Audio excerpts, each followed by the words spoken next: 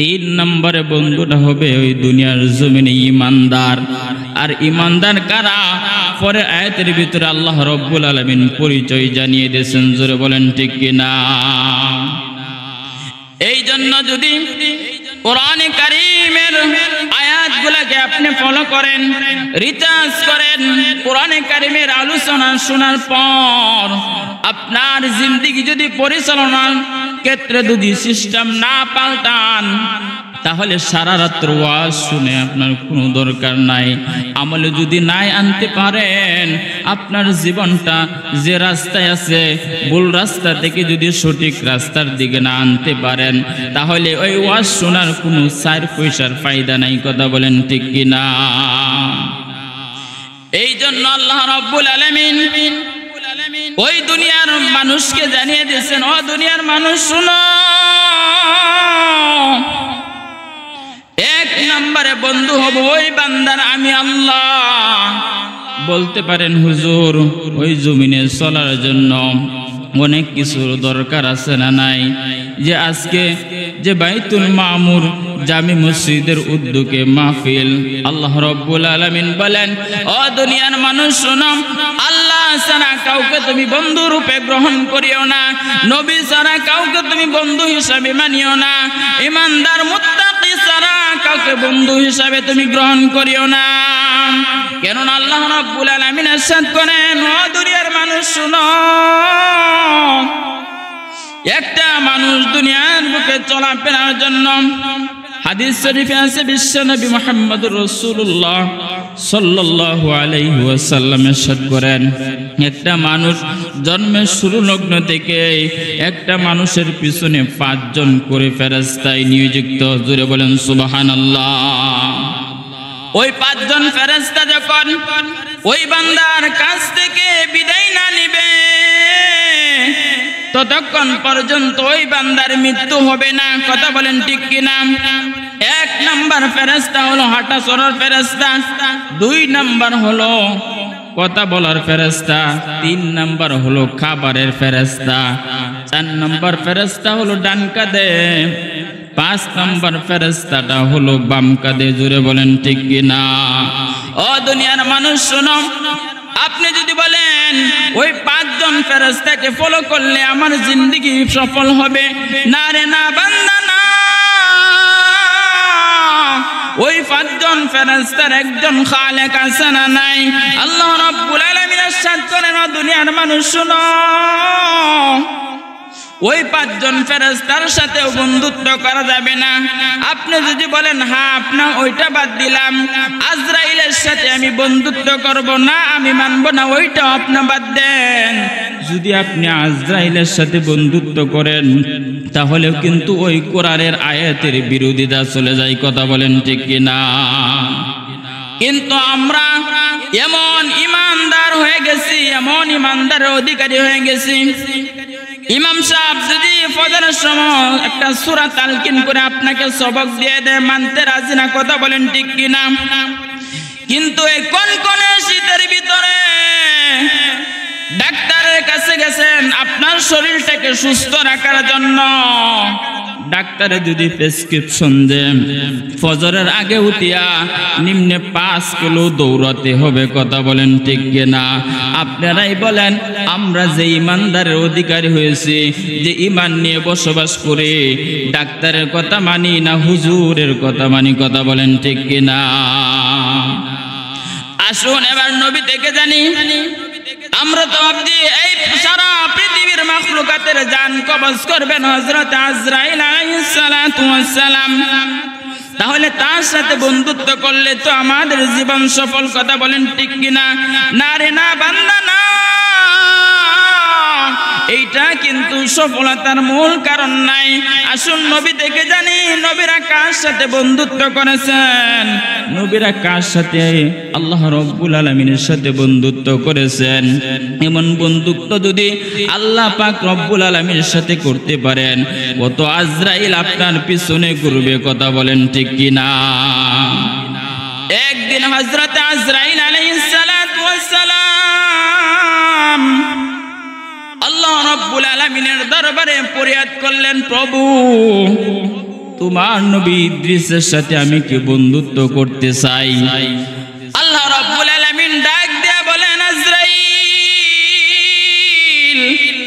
যাও, আজরাইল যাও, আমার বন্ধু ইদ্রিস তোমার সাথে তো বন্ধুত্ব করে, আমার কিছু আসে যায় না, যদি বন্ধুত্ব করে করতে পারে আমার কোনো সমস্যা নাই, যাও।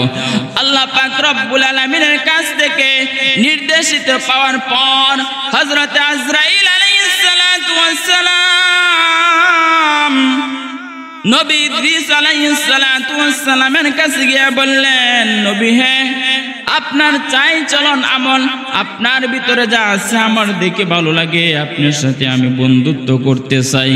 কার সাথে? আজরাইল আলাইহিস সালাতু ওয়াস সালাম নিজে অফার দেয় যে আপনার সাথে আমি বন্ধুত্ব করতে চাই। আপনারা যদি নাও যান, এই মুহূর্তে যদি আজরাইল আমার সামনে আসে দাঁড়ায় বলে, হুজুর আপনি ওয়াজ বাদ দিয়ে চলে যান, আপনার যান আমি সহজভাবে করে দেব। আপনারা যে ইমানের অধিকারে আজরাইলের তো বন্ধুত্ব অ্যাকসেপ্ট করবেন না, কিন্তু আমার যে ইমান, ওই ইমানের দ্বারা আজরাইলকে বন্ধুত্ব মনে করব। কথা বলেন ঠিক কিনা? এখন আমাদের চরিত্র হলো ওইটা, আজরাইলে অফার দিয়ে বন্ধুত্ব করার জন্য যে যিনি নাকি জান কবজ করবেন, তিনি যদি অফার দিয়ে বন্ধুত্ব গ্রহণ করার জন্য, তাহলে আমার জানটা সহজভাবে গ্রহণ হবে। কথা বলেন ঠিক কিনা? কিন্তু দেখেন সামনে বাড়াই, আজরাইল আলাইহিস সালাতু ওয়াস সালাম যখন ইদ্রিস আলাইহিস সালাতু ওয়াস সালামকে বললেন, নবী হে, আপনার সাথে আমি বন্ধুত্ব করব। ইদ্রিস আলাইহিস সালাতু ওয়াস সালাম সঙ্গে সঙ্গে জবাব দিয়ে দিলেন, আমি যার তার সাথে বন্ধুত্ব করি না। বলে বলেন সুবহানাল্লাহ। আমরা কিন্তু নবীদের উত্তরসূরি, কথা বলেন ঠিক কিনা? নবীদের ওয়ারিস হিসেবে দুনিয়ার বুকে কাজ করি। নবীরা যা করছে আপনি আমাদেরও তাই করতে হবে। কথা বলেন ঠিক কিনা? নবীরা যে রাস্তা চলছে, ওই রাস্তা ব্যতি রেখে কোনো বান্দা কোনো বান্দি যদি যন্ত্রমন্তর পথে চলে, আল্লাহ রাব্বুল আলামিন বলেন ওই বান্দাটা যদিও নাকি ভালো পথে চলে, তার পিছনে নবীর পথ না থাকার কারণে ওই পথ থেকে পালাইতে বাধ্য হবে। কথা বলেন ঠিক কিনা? নবী ইদ্রিস আলাইহিস সালাতু ওয়াস সালাম জবাব দিলেন, ওগো আজরাইল যাও, তোমার সাথে আমি বন্ধুত্ব করব না, অর্থাৎ তার সাথে আমি বন্ধুত্ব করি না। সঙ্গে সঙ্গে আজরাইল আলাইহিস সালাতু ওয়াস সালাম প্রভুর দরবারে গিয়ে বললেন, প্রভু গিয়েছিলাম তো ভালো মনে করে, কিন্তু আমাকে অ্যাকসেপ্ট করেন না, আমার বন্ধুত্বের অপার মানে নাই। আজরাইল আলাইহিস সালাতু ওয়াস সালাম আবারও বললেন, প্রভু আবার আমাকে অনুমতি দেন, আবারও আমি যাব, আমার মন চা তার সাথে বন্ধুত্ব করার জন্য। ও দুনিয়ার মানুষ শোনো, আজরাইল আলাইহিস সালাতু ওয়াস সালাম যখন আবার রব্বুল আলামিনের কাছে বললেন, প্রভু আমাকে আবার অনুমতি দেন, নবী ইদ্রিসের সাথে আমি যাব, কথা বলবো, আমি তার সাথে বন্ধুত্ব করব, আমার মন চা ভালো লাগে। আল্লাহ রাব্বুল আলামিন ডাক দিয়ে বলেন, আজরাইল, ওগো আজরাইল যাও, তার সাথে বন্ধুত্ব করো গিয়া। আজরাইল আলাইহিস সালাতু ওয়াস সালাম আবার ওই ইদ্রিস নবীর কাছে আসলেন, নবী হে, আমাকে আর তাড়ায় দিয়েন না, আপনার সাথে আমার বন্ধুত্বর অফারটা কি মেনে নেই? হযরত ইদ্রিস আলাইহিস সালাতু ওয়াস সালাম তখন ডাক দিয়ে বলেন, ওগো আজরাইল, তোমার সাথে আমি বন্ধুত্ব করব, কিন্তু শর্ত আছে তিনটা। কয়টা শর্ত? তিনটা। যদি ওই তিনটা শর্ত আপনি মানতে পারেন, তাহলে আপনার সাথে আমি বন্ধুত্ব করব, বন্ধুত্বর মিলন মেলা করে দিব। আপনি যদি আমার শর্তটা মানেন, তাহলে কি আমার শর্ত অনুযায়ী আপনার সাথে বন্ধুত্ব হবে। কথা বলেন ঠিক কিনা? আজরাইল আলাইহিস সালাতু ওয়াস সালাম বলেন, কি শর্ত? হযরত আজরাইল আলাইহিস সালাতু ওয়াস সালাম বলেন, ইদ্রিস, কি শর্ত বলেন? হযরত ইদ্রিস আলাইহিস সালাতু ওয়াস সালাম বলেন, আজরাইল ওই কোরআনে কারীমের উপরে আয়াত আছে, আইনামা তাকুনু ইয়াদরিকুমুল মাউতু ওয়ালাউ কুনতুম ফি বুরুজিম মুশাইয়াদা। জোরে বলেন আল্লাহু আকবার। আমার আল্লাহ রাব্বুল আলামিন জানিয়ে দিয়েছে, আইনামা তাকুনু ইয়াদরিকুমুল মাউতু ওয়ালাউ কুনতুম ফি বুরুজিম মুশাইয়াদা। এই পৃথিবীর জমিনের ভিতরে যার আত্মা আছে, জীবন আছে, একদিন মৃত্যুর হাতে ধরা দিতে হবে। এমনকি ওই বান্দাটা যদি মৃত্যু থেকে পালন করার জন্য আকাশ পথে পাড়ি দিয়ে সিঁড়ি লাগায়, টেক লাগায় উপরে উঠে, আমার আল্লাহ রাব্বুল আলামিন ইরশাদ করেন, বান্দার প্রচেষ্টা যে জায়গার ভিতরে শেষ, ওই জায়গা থেকে আমি আল্লাহর প্রচেষ্টা শুরু। কথা বলেন ঠিক কিনা? হযরতে আজরাইল আলাইহিস সালাতু ওয়াস সালাম অবাক হয়ে গেলেন, মানুষ বেঁচে থাকার জন্য অনেক কিছু করে। কথা বলেন ঠিক কিনা? আর ইবলিস নবী নিজে মরতে চায়, সঙ্গে সঙ্গে আল্লাহ রাব্বুল আলামিনের দরবারে গেলেন, প্রভু এমন 3টা শর্ত দিয়েছে, তার ভিতরে 1 নম্বর শর্ত হলো যে সে মরে দেখতে চায়। এই দুনিয়াটা টাকার জায়গা নয়, মরে দেখতে চায়, সে নাকি মরবে আবার জীবিত হবে। আজরাইল আলাইহিস সালাতু ওয়াস সালাম ওবুর কাছে বলার পরে বললেন, ওগো আজরাইল যাও, আমার নবী ইদ্রিস যে শর্ত দিয়েছে 1 নাম্বার শর্ত, তুমি তার রূহটাকে বাহির করো, আবার যত সময় তার রূহটাকে কি করো, জায়গা মতো পৌঁছায় দাও। আজরাইল আলাইহিস সালাতু ওয়াস সালাম আবারও আসলেন ইদ্রিস আলাইহিস সালাতু ওয়াস সালামের কাছে, আসিয়া জানটা কবজ করলেন, আবার কি রূহটা যথাসাধ্য পৌঁছায় দিলেন। বলেন সুবহানাল্লাহ। এখন বলতে পারেন মৃত্যু তো স্বাভাবিক, 2 সেকেন্ড 5 সেকেন্ড সময় লাগবে বলে ফেলছি, কিন্তু বাবারে ওই কথাটা এমন কঠিন যে কথাটা কোনো মানুষকে বোঝানো অসম্ভব। কথা বলেন ঠিক কিনা? আমরা জানি একটা মানুষ যখন জান্নাতে যাবে, জান্নাতের ভিতরে হুজুররা ওয়াজ করেন, জান্নাতের ভিতরে ওই নাজ নিয়ামতের কোনো কিছু অভাব নাই। আল্লাহ রাব্বুল আলামিন ইরশাদ করেন, কোন বান্দা যখন জান্নাতে প্রবেশ করবে, দুনিয়ার বুকে যা বলা হয়েছে তার চাইতে কোটি কোটি গুণ নিয়ামত বেশি। জোরে বলেন সুবহানাল্লাহ। ঠিক এরকম ভাবে আজরাইল আলাইহিস সালাতু ওয়াস সালাম সহজ ভাবে জানটাকে কবজ করে নিয়ে গেলেন। কেমন কঠিন, সামনে বাড়ায় আপনারা জানতে পারবেন।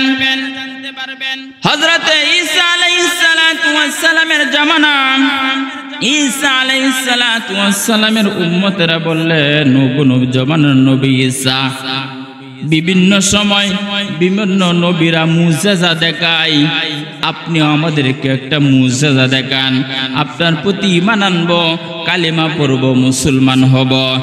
ঈসা আলাইহিস সালাতু ওয়াস সালামের জামানার লোকেরা বললেন, ওগো নবী ঈসা,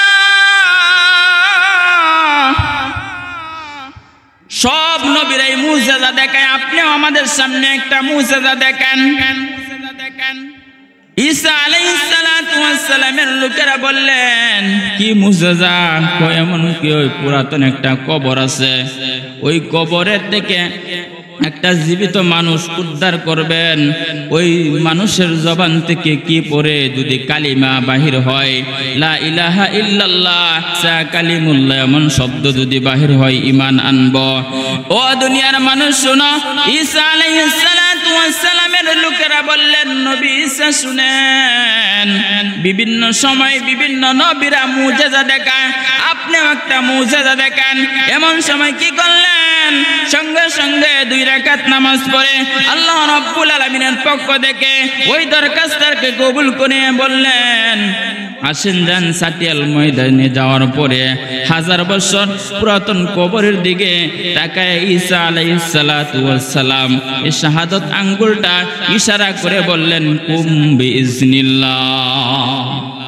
সঙ্গে সঙ্গে ওই হাজার হাজার বছর পুরাতন কবর থেকে একটা মানুষ, জীবিত জওয়ান মানুষ উঠতেছে, লা ইলাহা ইল্লাল্লাহ ঈসা রুহুল্লাহ বলতেছে। জোরে বলেন আল্লাহু আকবার। ঈসা আলাইহিস সালাতু ওয়াস সালাম বললেন কুম বিইজনিল্লাহ, আল্লাহ রাব্বুল আলামিনের নির্দেশে কবর থেকে তুমি উঠো। হযরত ঈসা আলাইহিস সালাতু ওয়াস সালাম যখন ওই বাক্যটা উচ্চারণ করলেন, ওই কবর থেকে একটা যুবক মানুষ উত্তোলিত হইতেছে, ওই কবর থেকে একটা যুবক মানুষ উঠতেছে, আর তার মুখে কালিমা। শুধু ওইটা বলে শেষ করেন নাই, হযরত ঈসা আলাইহিস সালাতু ওয়াস সালামকে বলেন, চাচা আমার পক্ষ থেকে সালাম গ্রহণ করেন, আমার বাবার পক্ষ থেকেও আপনি সালাম গ্রহণ করেন। হযরত ঈসা আলাইহিস সালাতু ওয়াস সালাম অবাক হয়ে গেলেন। হাজার হাজার বছর পুরাতন একটা কবর, তার থেকে মুজিজা স্বরূপ একটা মৃত মানুষ জীবিত হয়েছে মানলাম, কিন্তু ওই লোকটা আমাকে সালাম দেয়, আবারও বলে আমার বাবার পক্ষ থেকেও সালাম গ্রহণ করেন। ঈসা আলাইহিস সালাতু ওয়াস সালাম যখন আশ্চর্য বোধ করলেন, ঈসা আলাইহিস সালাতু ওয়াস সালাম ওই যুবকের দিকে তাকিয়ে বলেন, বাবা তোমার জবাব আমি পরে দেব, কিন্তু আমার দুইটা জবাব তুমি আগে দিয়ে দাও। এই যে হাজার হাজার বছর পূর্বে পুরাতন কবর থেকে তুমি উঠলা জোয়ান একটা মানুষ, আমি ঈসা রুহুল্লাহর উপরে একটা ইনজিল কিতাব নাজিল হয়েছিল, ওই কিতাবের ভিতরে আছে যে ওই জমানার লোকেদের চুল দাড়ি কোনোদিন পাকবে না। জোরে বলেন সুবহানাল্লাহ। কিন্তু যুবক মানুষ তুমি কবর থেকে যে উত্তোলিত হইতেছ, কবর থেকে যে উঠতেছ, কিন্তু তোমার মুখে চুল দাড়ি সাদা কেন? হযরত ঈসা আলাইহিস সালাতু ওয়াস সালামের কথা শোনার পর যুবক ডাক দিয়া বলেন, ও জমানার নবী ঈসা, আপনি যখন ওই কবরের দিকে ইশারা করে বলতেছিলেন কুম বিইজনিল্লাহ, আজ থেকে হাজার হাজার বছর পূর্বে, হাজার হাজার বছর পূর্বে আমার মৃত্যুবরণ হয়েছে। আজরাইল আলাইহিস সালাতু ওয়াস সালাম আমার জানটাকে কবজ করে নিয়েছিল। এই সময় যে আমি গড়াগড়ি করেছিলাম, ওই আমার টেনশন মনে মনে ভাবছিল, টেনশন হওয়ার কারণে না জানি হাসরের ময়দান কায়েম হয়ে গেছে। অর্থাৎ দেখা গেল একটা মৃত মানুষ একবার মরছে, যদি আবার জীবিত হয় তাহলে আবারও মরা লাগবে। তার ভিতরে এমন একটা টেনশন আসছে, না জানি জীবিত হইতেছে আবার মৃত্যুবরণ হওয়া লাগবে, না জানি আজরাইলের হাতে আবারও ধরা দেওয়া লাগতে পারে। ওই চিন্তা, ওই ধারণা করার পর আমার শরীরের চুলদারি পেকে সাদা হচ্ছে। হযরত ঈসা আলাইহিস সালাতু ওয়াস সালাম বলেন, ঠিক আছে আর একটা জবাব দেন, ওই ইনজিল কিতাবের ভিতরে ওইটাও আছে, ওই জমানার লোকেদের শরীর গামবে না, গেমে যাবে না, গরমাক্ত হবে না, তাহলে আপনার শরীরের ভিতরে গাম কেন? ওই জবাবটা জানতে চাই। ঈসা আলাইহিস সালাতু ওয়াস সালামের কথা শোনার পর যুবক বললেন, আগের কথার মতো একটাই, আজরাইল যে আমাকে থাবা দিয়েছিল জান কবজ করার জন্য, যেভাবে আমাকে আঁকড়ে ধরেছিল, আজরাইলের হাত থেকে বাঁচার জন্য আমি কত চেষ্টা করেছিলাম। ইন্না বাতশা রাব্বিকা লাশাদীদ, আমার আল্লাহ রাব্বুল আলামিনের নির্দেশে ফেরেশতা যখন আজরাইল তোমাকে ধরবে, দুনিয়ার কোনো বাবা নেতা কেতা ওই বাবার হাত থেকে ছুটানো সম্ভব না। কথা বলেন ঠিক কিনা? দুনিয়ার কোনো মানুষ আল্লাহ রাব্বুল আলামিনের হাত থেকে ছাড়ানো সম্ভব না। আল্লাহ রাব্বুল আলামিন ইরশাদ করেন, ওই পৃথিবীর জমিনের ভিতরে আপনি আমার নবী, দয়াল নবী, বিশ্ব নবী, রাহমাতুল লিল আলামিন নবীর সবচেয়ে সহজ ভাবে জানকে কবজ করা হয়েছে। কিরকম সহজ? আমার নবী, দয়াল নবী, বিশ্ব নবী, রাহমাতুল লিল আলামিন নবীর জানটা যখন কবজ করলেন, হযরত আজরাইল আলাইহিস সালাতু ওয়াস সালাম বুকের উপর হাতটা রাখলেন। আল্লাহ রাব্বুল আলামিনের পেয়ারা হাবিব আমার আপনার নবী, দয়াল নবী, বিশ্ব নবী, রাহমাতুল লিল আলামিন নবী বলেন, ও আজরাইল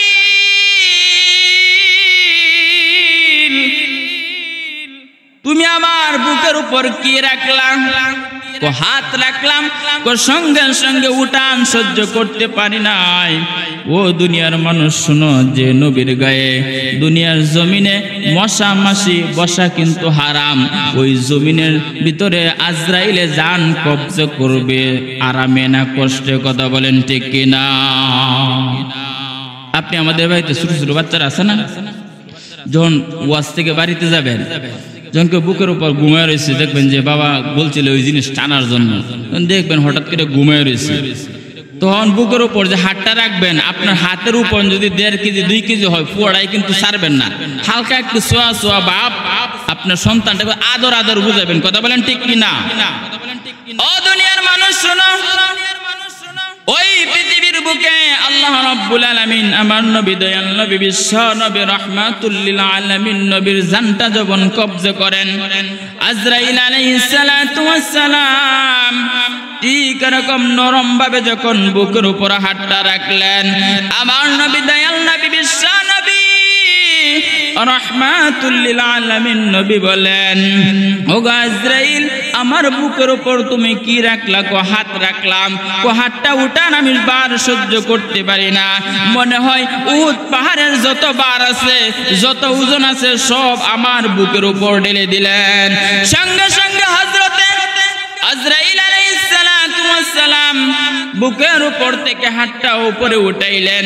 এমন সময় আমার নবী, দয়াল নবী, বিশ্ব নবী, রাহমাতুল লিল আলামিন নবীর চক্ষু মুবারক থেকে জর্জর করে পানি পড়তেছে। এমন অবস্থা হযরত আজরাইল আলাইহিস সালাতু ওয়াস সালাম ডাক দিয়ে বলেন, ওগো নবী, আপনার চক্ষু মুবারক দিয়ে পানি কেন আমি সহ্য করতে পারি না? এই দুনিয়ার জমিন থেকে আপনার চলে যাইতে চান না, ওই জন্য কি আপনার চোখে পানি? না শেষ মুহূর্তে আপনার আদরের নাতি হাসান হুসাইনের কথা মনে হয়েছে, ওই জন্য আপনার চোখে পানি? না আপনার আদরের মেয়ে হযরতে ফাতেমার কথা স্মরণ হয়েছে, না ওই জন্য আপনার চোখে পানি? না বিপদের সময় অন্য কেউ সঙ্গী যদি না হয়, হযরতে খাদিজা রাদিয়াল্লাহু তাআলা আনহার কথা মনে হয়েছে, এই জন্য আপনার চোখে পানি না গো? ও দুনিয়ার মানুষ শুনো, এমন একটা নেতা পাইলাম, এমন একটা নবী পাইলাম, দুনিয়ার নেতারা পিছনে যদি ঘুরেন, স্বার্থবাজি যদি আপনাকে না দেখে পিছনে লাথি মেরে ছেড়ে দিবে। কথা বলেন ঠিক কিনা? কিন্তু দুনিয়ার মানুষ শুনো, এই পৃথিবীর বুকে একটা মানুষ যখন শয্যাশায়ী অবস্থা থাকে, মৃত্যুর মুখে পতিত হওয়ার কাছাকাছি সময়, এমন সময় যে মানুষটা মৃত্যুবরণ করবে, তার জবান থেকে এমন একটা শব্দ বাহির হয়, দুনিয়ার বুকে সবচেয়ে আপনজন জিনিসটা সে কাছে পাইতে চাই। কথা বলেন ঠিক কিনা?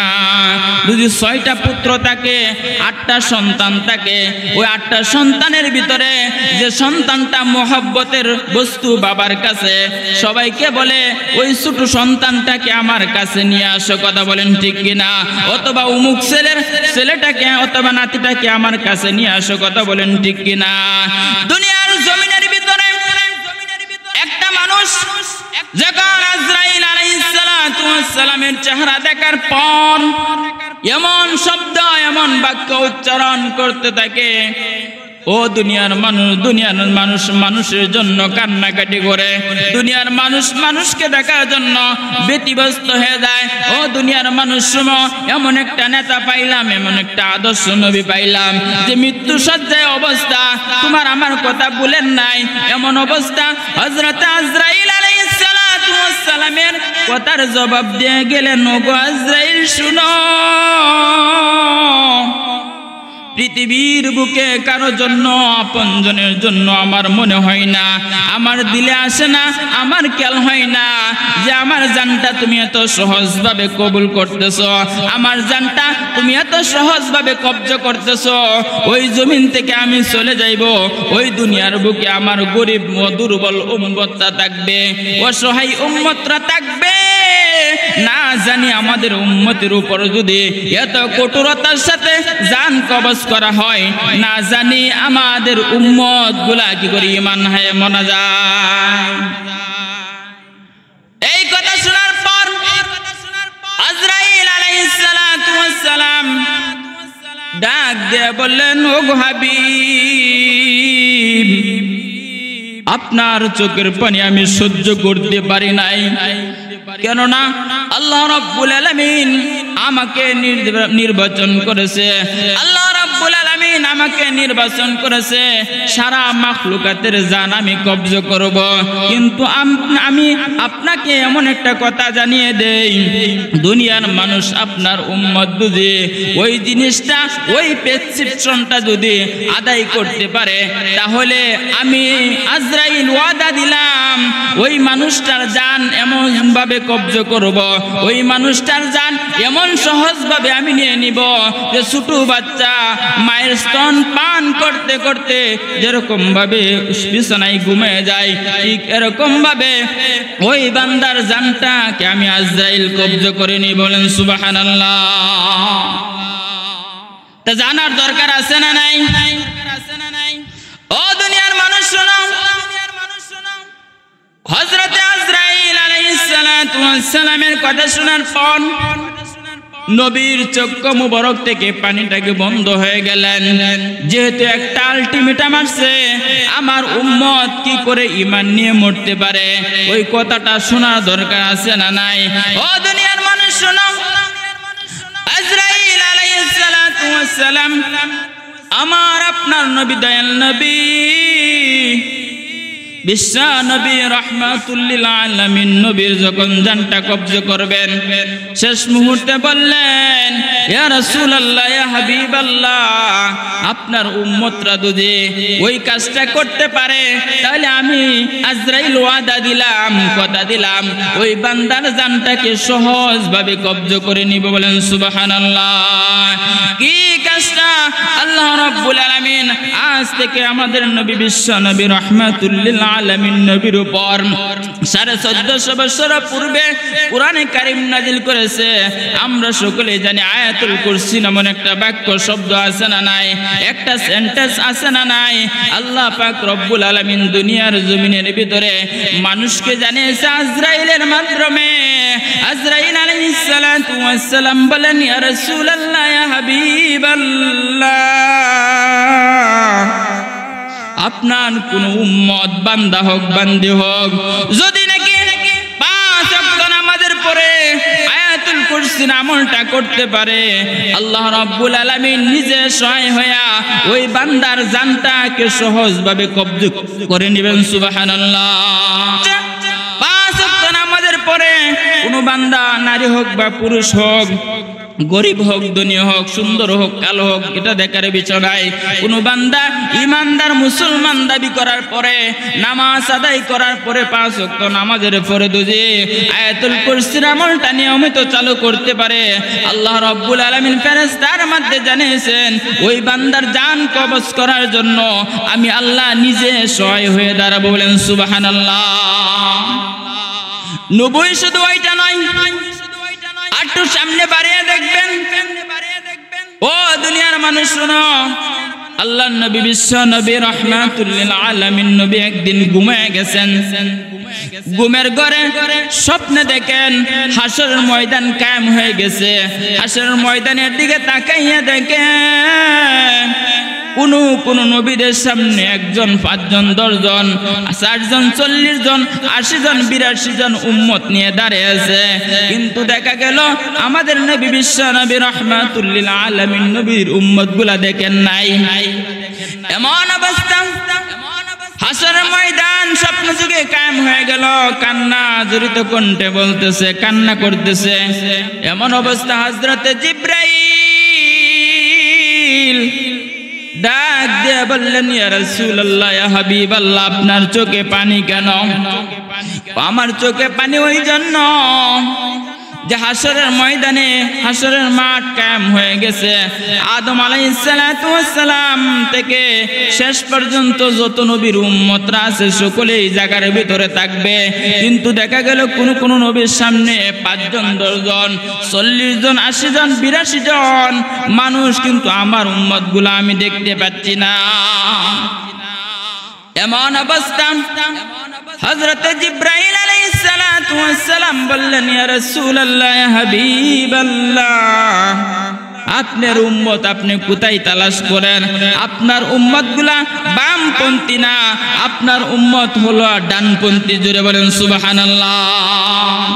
স্বপ্ন যুগে আমার আপনার নবী, দয়াল নবী, বিশ্ব নবী, রাহমাতুল লিল আলামিন নবী ডান দিকে তাকিয়ে দেখেন টুপি আর পাঞ্জাবি, মাথা আর মাথা। জোরে বলেন সুবহানাল্লাহ। এত নবীর উম্মত আর ডান দিকে কোনো নাই। আমরা রাসূলের ডানপন্থী মুসলমান না বামপন্থী? কথা বলেন ঠিক কিনা? ও দুনিয়ার মানুষ শোনো, রাসূলের উম্মত হয়ে যদি ডানপন্থী হতে পারো তাহলে তোমার স্থান হবে আল্লাহর জান্নাতে। জোরে বলেন ঠিক কিনা? এমন অবস্থা দেখেন, স্বপ্ন যুগে আপনি আমাকেও বলেন নাই, স্বপ্ন যুগে দেখতেছে এত হাজার লক্ষ লক্ষ উম্মত। আবার নবী, বিশ্ব নবী, রাহমাতুল লিল আলামিন নবী কাঁদতেছেন। জিবরাইল আলাইহিস সালাতু ওয়াস সালাম বলেন, ইয়া রাসূলুল্লাহ, ইয়া হাবিবাল্লাহ, একটু পূর্বে আপনি যে কারণে কান্না করছেন, আপনার উম্মতকে আপনি দেখতে পান নাই। আমি তো আপনার উম্মতের সন্ধান দিয়ে দিলাম, আবারও আপনার চোখে পানি কেন? ও দুনিয়ার মানুষ শোনো, আমার আপনার নবী, দয়াল নবী, বিশ্ব নবী, রাহমাতুল লিল আলামিন নবী ডাক দিয়ে বলেন, ওগো জিবরাইল, এত লক্ষ লক্ষ উম্মত, আমার উম্মত কি আমল করে জান্নাতে যাইতে পারবে কিনা? আমার তো সন্দেহ হয়।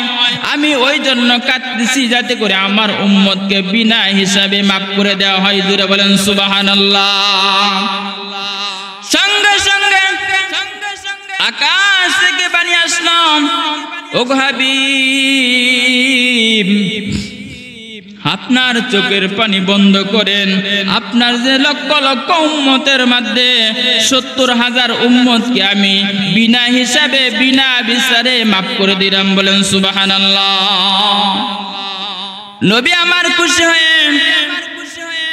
যখন ঘুম ভেঙে গেল, ফজরের নামাজ আদায় করলেন, সাহাবায়ে কেরামের দিকে মুখ ঘুরিয়ে বললেন, ও সাহাবায়ে কেরাম শুনো, স্বপ্ন যুগে যা ঘটছে ইতিপূর্বে সব ঘটনা সাহাবীদের সাথে বললেন। ওই ৭০,০০০ কথা শোনার পর পিছন দিক দিয়ে একজন সাহাবী দাঁড়িয়ে বললেন, ইয়া রাসূলুল্লাহ, ইয়া হাবিবাল্লাহ, এই ৭০,০০০-এর ভিতরে আমার নামটাও কি আপনি ঢুকায়া দেন, লিপিবদ্ধ করে দেন। সঙ্গে সঙ্গে আল্লাহ রাব্বুল আলামিন জিবরাইলের মধ্যে জানিয়ে দিয়েছেন, ওগো হাবিব, ওই যে তোমার সাহাবী এক পাশে দাঁড়িয়ে বললেন, ৭০,০০০-এর ভিতরে আমি কি করলাম? আমি আল্লাহ ওই বান্দাটাকেও বিনা হিসাবে বিনা বিচারের কাতারে লিপিবদ্ধ করে নিলাম। সুবহানাল্লাহ। আপনারাই বলেন, যদি গুনাহ চলতে থাকে তাহলে গুনাহ ছাড়তে কেউ রাজি আছে? কথা বলেন ঠিক কিনা? ওই সাহাবী কথার পর আরেকজন সাহাবী আরেক পাশ থেকে দাঁড়িয়ে বললেন, ইয়া রাসূলুল্লাহ, ইয়া হাবিবাল্লাহ, ওই সাহাবীর মতন ওই ৭০,০০০-এর ভিতরে আমার নামটাকে আপনি ঢুকাইয়া দেন।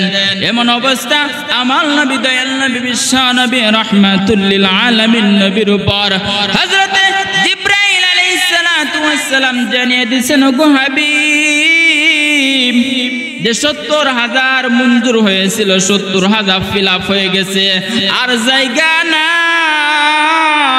ওই কথাটা শোনার পরে নবী আমার নিস্তব্ধ হয়ে গেলেন।